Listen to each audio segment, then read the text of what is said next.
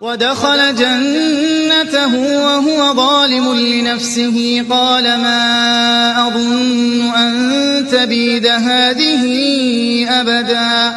وما أظن الساعة قائمة ولئن رددت إلى ربي لأجدن خيرا منها منقلبا قال له صاحبه وهو يحاوره أكفرت بالذي خلقك من تراب ثم من نطفة ثم سواك رجلا لكن هو الله ربي ولا أشرك بربي أحدا.